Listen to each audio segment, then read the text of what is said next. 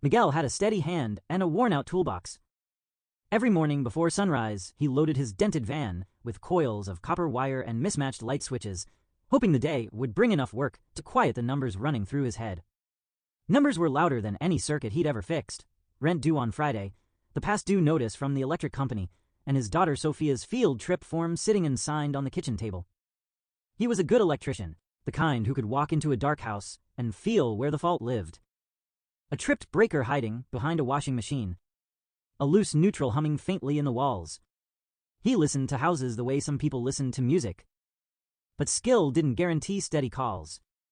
Some weeks were full, kitchen remodels, panel upgrades, ceiling fans in newly bought homes. Other weeks were painfully quiet. His phone would sit on the counter like it was holding its breath, and Miguel would stare at it between sips of cheap coffee, willing it to ring. That Tuesday, it didn't.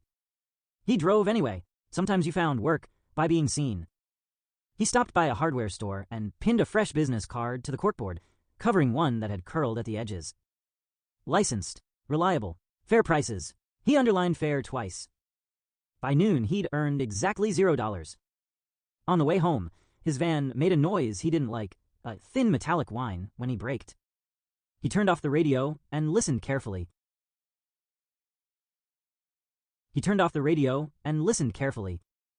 Brakes, of course, another expense circling him like a storm cloud.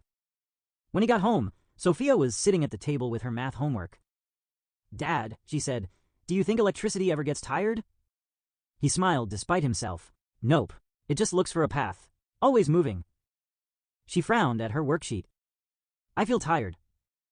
He sat beside her and helped her with fractions, explaining them like parallel circuits, separate paths, same source.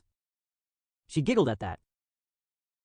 Later that evening, just as he was rinsing dishes, his phone buzzed. Unknown number. He almost let it go to voicemail. Almost. "Hello." A woman's voice, tight with worry.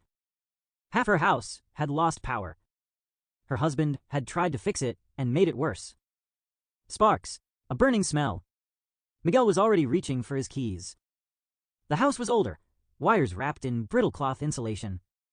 The panel was a mess, double-tapped breakers, labels written in pencil and smudged by time. It wasn't a quick fix, it was careful work.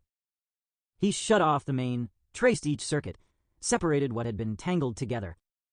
His hands moved with quiet confidence, even as his mind calculated what he could